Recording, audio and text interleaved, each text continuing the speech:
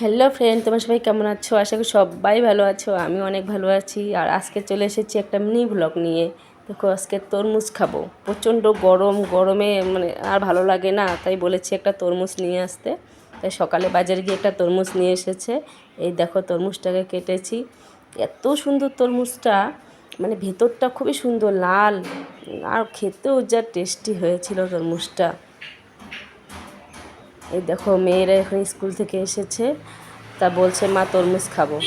দেখো, ওরাও খুব তরমুজ খেতে ভালোবাসে, ওদেরকে ওই দিন তরমুজটা কেটে দিয়েছি।